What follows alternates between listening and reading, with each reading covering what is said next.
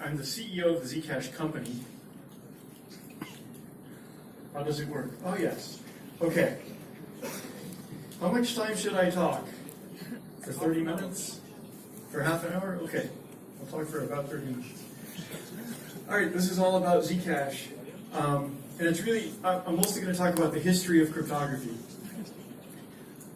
Starting with, oh, these are my slides instead of your slides. Starting with 50 BC, when Julius Caesar was one of the first users of symmetric cryptography. And symmetric cryptography is, of course, where Alice wants to send a message to Bob, and she doesn't want, if the message gets intercepted, she doesn't want the interceptor to be able to read the message or to change the content of the message. So when Bob gets it, he'll be the only one who gets the message, and he'll know it's the right message that Alice sent. And symmetric cryptography was the only kind of cryptography for 2,000 years, from when Julius Caesar was doing it for military reasons in 50 BC until when Alan Turing was doing it for military reasons during World War II. But symmetric cryptography has a really deep limitation, which is that you use this key to protect the message. So Alice uses this key to encrypt and protect the message before she sends it. In order to read the message, Bob needs to use the same key. That means symmetric cryptography is no use for Alice and Bob to talk to each other to send the message unless they earlier were able to securely deliver the key. So that means symmetric cryptography is only useful for two people who have a pretty good relationship, because it's expensive and difficult to establish this key sharing between the two parties. And if you want to talk to someone and you have never previously established a shared key with them, then symmetric cryptography cannot protect the message that you want to send to them. So it's a deep limitation. But it was the only kind of cryptography that anyone knew about for 2,000 years until the 1960s and 1970s. This is Whit Diffie and Edelman and Ralph Merkle. And in the 1970s, these people came up with a new concept, a new direction in cryptography called public key cryptography. I'll get to these guys in a second. Here's some more guys. I'll get to that in a second. Okay, in public key cryptography, it's a really different idea. Now, Bob creates the key, Bob has the key, and Alice is able to send a message to Bob using Bob's key. And they don't already have to have a shared, secret, protected communication between Alice and Bob. Even if they've never talked before, Alice can get a copy of Bob's key over a cheaper, relatively insecure channel, and then she can use that to send the message to Bob more securely. This is a really weird idea. And in fact, when these guys first came up with it, all of the scientists and mathematicians of the time didn't believe them. They didn't believe that it worked, because it's kind of mind-boggling how it didn't make sense to the other scientists how you could get a secure message through without previously having a secure shared key. But here's the next interesting part of this story. It turns out these were not the first people to discover public key cryptography. The first people that we know of to discover public key cryptography were a pair of mathematicians named Cox and Ellis, who worked in Britain for the British military. And 10 years earlier, in the 1960s, Cox and Ellis discovered the concept and a mathematical implementation of public key cryptography. But the British military would not allow them to publish it to the world. They kept it as a state secret. And the British military never did anything with it, because They didn't understand what would be the point or how would people benefit from this kind of structure. It didn't make sense when they were used to that. So if Diffie and Hellman and Merkle and Ravesh, Shamir, and Edelman had not taken an unusual and courageous step, then we might still not know about public key cryptography. We might still all be using symmetric cryptography, which means we wouldn't have the internet. Because the only people who would be able to securely communicate with each other with symmetric cryptography would be, I don't know, a few governments or a few banks or a few important players, but everyone in the world would not be able to communicate safely with everyone else if they hadn't heard about public key cryptography. And it's a really interesting fact. These folks, Ravesh, Shamir, and Edelman, and Diffie and Hellman and Merkle, knew that they were working in the United States. They correctly guessed that the United States government, in the form of the National Security Agency, would attempt to suppress their discovery. And they were right. The NSA did attempt to suppress their discovery. They attempted to threaten them if they were to publish it and to take control of it so it could become a state secret. And so, in order to prevent that from happening, these folks contacted a guy who wrote a popular column in a magazine called Scientific American. This was before the internet, right? And so the way information got around was getting printed on slices of dead tree and shipped in boxes all around the world. And this is a very popular magazine, and the most popular part of it was a column that appeared every month. The magazine came out once a month, and every month the most popular part of it was a column called Mathematical Games, which is just a column of fun and interesting puzzles or curiosities in mathematics as a way to educate people about mathematics. So these mathematicians contacted the guy who wrote this column. His name was Martin Gardner.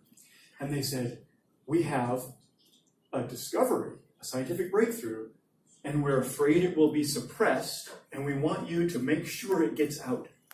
And he did. He took, instead of printing the normal mathematical game that he had been preparing months in advance, he, at the last minute, replaced it with this, which is part of the mathematical discovery that they had made, and so that it would get printed and shipped around the world in the magazine before the NSA had a chance to respond and try to suppress it. And that worked. That, as well as a couple of other things that they did collectively, succeeded at making this information known, this science known, where the previous generation 10 years earlier had not succeeded at publishing it. And so that's why everyone, all the scientists around the world, learned about public key cryptography, and we were eventually able to use that for the internet.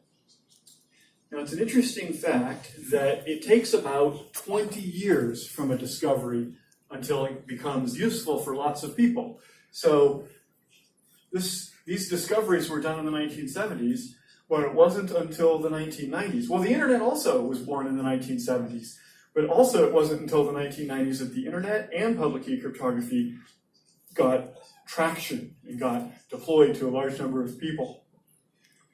Now, during the interim, there was other research, and during the 1980s, a pair of researchers named Goldwasser and Macaulay came up with a third new invention. This is Goldwasser and Macaulay in the 1980s, and their invention, or their discovery, was zero-knowledge proofs. And zero-knowledge proofs are even more mind-boggling of a concept than public key cryptography is. And lots of people may be forgiven for not really believing that this can work. The idea of a zero-knowledge proof is something like, suppose the idea is, we're going to make it so, let me review real quick. Remember how in symmetric cryptography you have this problem. You want to deliver the document, like, suppose the document's your driver's license or your ID card, and you want to deliver the document over to this person securely so that they can verify whether you're allowed to drive. And you've got to use cryptography so that other people can't spy on your driver's license and take a copy of it while it's going across. And so that this person will make sure that they see the real driver's license and nobody else tampered with it while it was going across. That's what cryptography is good for. Great. Okay. And we know how with public key cryptography, it's easier. You're able to do it even if you don't previously have a relationship with that person. So you can send the driver's license right across using public key cryptography. Well, the idea with zero knowledge cryptography is actually you don't need to send the driver's license. Instead, we'll make a mathematical proof of some facts about the driver's license, but it will not reveal anything about it except for the fact that you want to reveal. So for example, you could say, here's a proof that there's a document and it shows that I'm over 18 and I have a license to drive from a country, from this country or from one of the countries. And you can make this proof and it doesn't reveal your name and it doesn't reveal your birth date and it doesn't reveal your address or anything. And since it reveals so little and since it cryptographically proves the important fact, you can just share it. You don't have to securely deliver the proof. Nobody can tamper with it or spy on it to learn anything. You can just broadcast it, and then this guy can know that you're licensed to drive even though he never saw the document. Okay. That was in the 1980s that Goldwasser and Macaulay discovered that idea. And here's a neat fact. The most prestigious award you can get for computer science is called the Turing Award. So if you're a physicist, the highest honor anyone can give you is to give you the Nobel Prize. If you're a computer scientist, the highest honor anyone can give you is to give you the Turing Award, which was named after this guy. In addition to breaking symmetric cryptography for the military during the war, he also helped found the whole concept of computer science. So that's why the award is named after him. A wonderful fact is that these guys got the Turing Award for having discovered public key cryptography. It took many years until all the other scientists admitted that it was a real thing and it made sense, but then they got awarded the Turing Award for one of the most important discoveries in all of computer science. And another happy thing is that these folks got the Turing Award many years later for one of the other most important discoveries ever in computer science. And remember, this is for all of computer science. This is for all of everything about information theory and computers. It's not just for cryptography. But these two cryptographic discoveries, public key cryptography and zero knowledge proofs, are two of the most important things in all of computer science, according to the people who decide the Turing Award winners. Okay, now the next thing,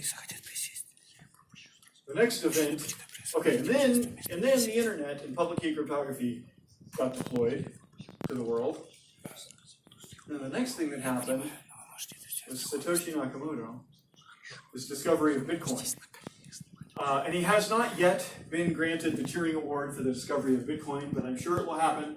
I'm not sure what the rules are about giving the Turing Award to anonymous people, but it doesn't matter. We'll just have to change the rules because this is one of the other most important discoveries ever in computer science.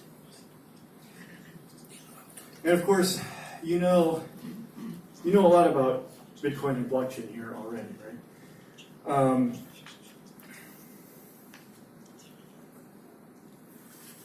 This just symbolizes that there is, these symbols are proof of work.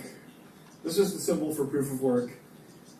And these are transactions that are embedded into a blockchain, and the blockchain is linked together with secure hash functions so that no one can change earlier blocks and still match later blocks without everyone noticing. But the effect of all this is you can distribute and share data around to the public or to a large group instead of relying on some central party to manage the data for you, and you have to trust them to manage the data correctly. Instead, we're all going to have this blockchain to be sure that the data hasn't been tampered with. And then with that, you can, the first thing anyone did with blockchain was make a payments system on top of it, and that's Bitcoin. Okay, so now, take a drink of water.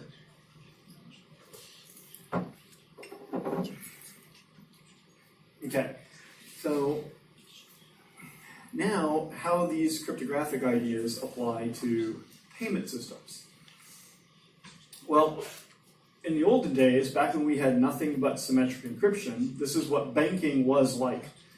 And there were only a few banks, and they had to have an expensive connection established between them over which to send messages. And what did the messages say? You could send a message from one bank to the next and say, hello, Bank B, this is a message from Bank A, and we request that you move some money from one account to another. You know, this is the way banking worked all the way back for hundreds of years. And with the advent of public key cryptography, like I said, public key cryptography enabled the internet, which is really important. Like, the internet has improved almost everyone's lives in almost every way. In education and science and government and entertainment and family and everything. And public key cryptography was a key part, it may be the key part in my opinion, but maybe I'm biased, for why the internet became possible. But public key cryptography did not have such a radical effect on banking, at least not at first, not until Bitcoin.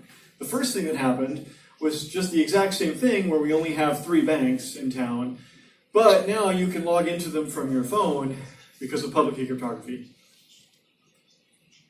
instead of having to physically walk into the bank to make a transaction like I had to when I was a kid, when I was a young person. So that's not very interesting. It's convenient, but not interesting. But what's really interesting is when you add blockchain into the mix. Then we get the idea that we can have any number of banks now because secure connections between them are cheap. So now everyone's phone can be that person's bank, and that's Bitcoin.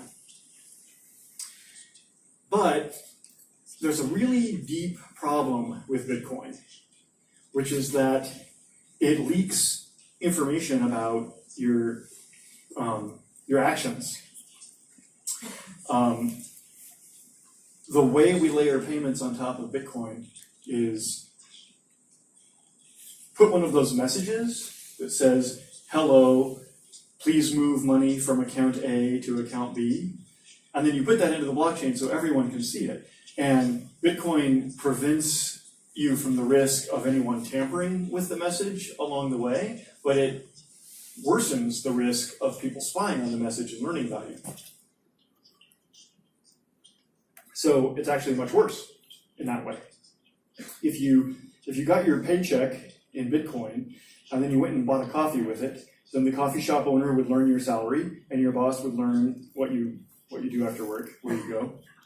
And not only the coffee shop owner and your boss, but probably everyone with enough effort, if they hired someone to help or used a machine learning algorithm, they could figure out what you got paid and where you went.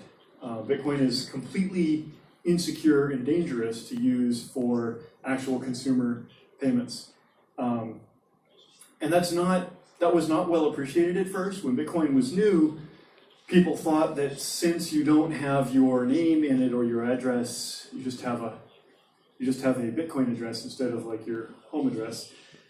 People thought that meant that Bitcoin was private, and that's completely not true. It's just like 20 years earlier or so when the internet was new, and your IP address is just a dotted quad, like a number, 4 numbers with dots in between. Your IP address doesn't have your name in it or your home address in it, and so people thought that meant using the internet protocol meant that you were anonymous and had privacy, and that's totally not true of the internet, and it's totally not true of Bitcoin.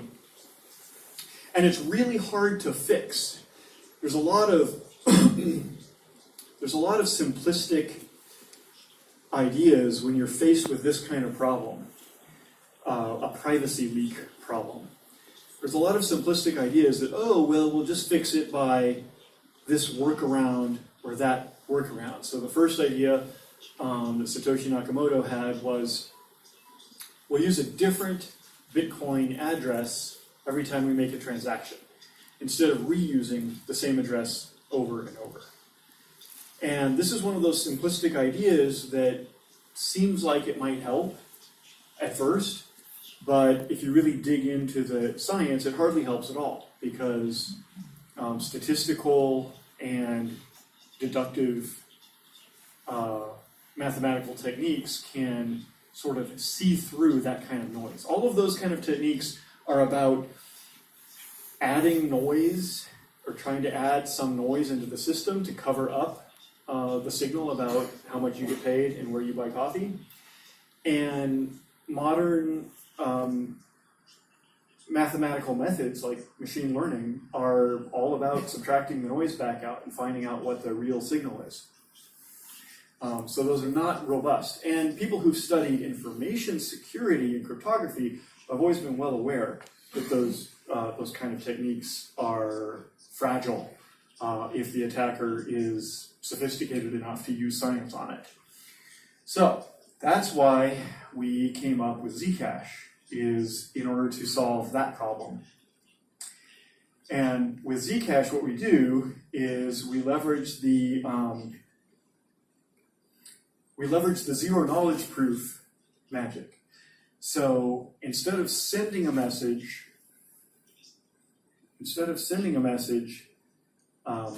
that says move money from account A to account B, we generate a zero knowledge proof that says someone did control a certain amount of money, and that money has never been spent before, and it is hereby moved to someone else. But we don't reveal any of the other facts about who, like which account ID was the original controller, or how much the money was, or to which other account it went. And like I say, you can be forgiven for thinking that that is impossible. It's pretty mind-boggling. But the effect of it is, every miner or validator or full node in the Zcash network can test the zero knowledge proofs to make sure that each transaction is valid, in the sense that that transaction does not allow double spends of money. Like really, the whole point of the blockchain is just to prevent double spends. And in Zcash, the way that the miners prevent double spends is by testing that the zero knowledge proof is a valid proof, which means that that transaction didn't spend any coin that was previously spent. But the zero knowledge proof does not reveal which coin it's talking about. It just proves it's one of the unspent coins. Okay, that's the core idea of Zcash. And where's our timeline? We launched Zcash to the public at the end in October of 2016. And so I'm very proud that it only took 30 years since the discovery of zero knowledge proofs before we managed to deploy it to substantial numbers of real people. And I wonder what other scientific discoveries are happening right now that will take 10 or 20 years before we can get them to more real people. I'm kind of hopeful that the cryptocurrency and blockchain world is speeding it up. Hopefully it won't take 20 years anymore. Maybe we can squeeze it down to 5 or 10 years next time.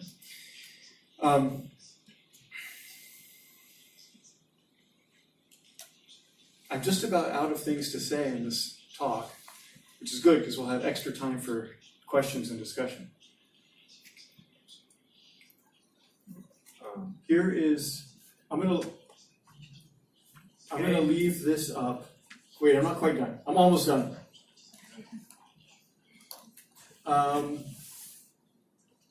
Here are some of the things you can do. I'm just going to leave this up for a long time so you can write down all the URLs. because the only value of an open system like this, which public key cryptography and zero-knowledge proofs have made, is if the public uses them, which I guess is the lesson of what happened back in the 1960s and 1970s. Those people who discovered public key cryptography accomplished two great accomplishments. They discovered a new kind of cryptography that no one had thought of for 2,000 years. And they wrested cryptography from being a military secret into making it a public science for the first time. And it's because it was a public science that the later scientists were able to accomplish what they did, and that we're able to have the internet and Bitcoin and Zcash today. And so the last thing I want to say is the only point of having all of this public decentralized technology is what people do with it, right? So we've gotten this far, and I urge you to load these pages and see all the ways that you can learn from the source code and reuse it in your own projects, and you can contribute to this source code, and you can get paid by the Zcash Foundation to do stuff, but everyone can contribute, and that's the point. Okay, that's all. Thank you.